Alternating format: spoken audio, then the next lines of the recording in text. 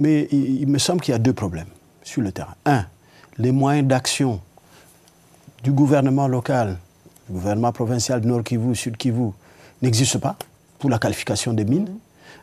Sur, je dirais, 100 mines, il n'y a que 20 qui sont aujourd'hui qualifiées. Donc, il y a 80 qui ne sont pas qualifiés. Et donc, on peut dire que la proportion des produits non qualifiés est élevée. Et probablement, ces produits entrent toujours dans le marché international.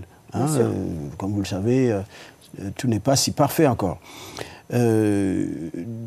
Deuxième chose, c'est que des structures comme les nôtres, le Mécanisme national de coordination de la CIRGL, qui pousse pour la certification régionale, on n'a pas les moyens de travailler. Travailler dans un pays aussi large que le Congo, travailler depuis l'Ituri jusqu'au Katanga, au Maniema, etc., demande des moyens. Mais quand on a très très peu de moyens, on travaille comment? Donc, il faut des mesures d'accompagnement.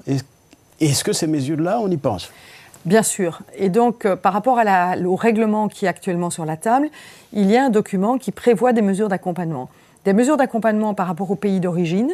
Comment aider les pays d'origine à rentrer dans un processus de certification. Et donc, il y a un document qui demande effectivement que, par le biais de la coopération au développement, on puisse favoriser le fait qu'il y ait des qualifications de mines telles qu'elles ont lieu en RDC. Et par ailleurs, quand les entreprises ne peuvent plus vendre des produits qui ne sont pas tracés, eh bien, elles sont encouragées elles-mêmes à investir dans cette traçabilité. Aujourd'hui, les entreprises payent. Elles payent pour pouvoir avoir accès à ces ressources. Mais elles payent au mauvais endroit. Elles payent de la corruption, elles payent des armées, elles payent des personnes qui ne travaillent pas dans l'intérêt général des populations.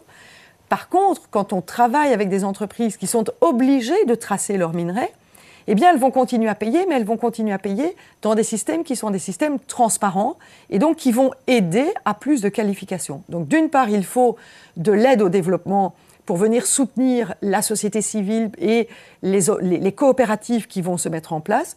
Mais d'autre part, le fait d'obliger à la traçabilité, ça oblige aussi les entreprises à ne plus payer dans des zones obscures, mais au contraire à payer des choses qui vont les aider elles-mêmes à garantir la traçabilité de leurs produits. Donc les deux choses vont effectivement converger.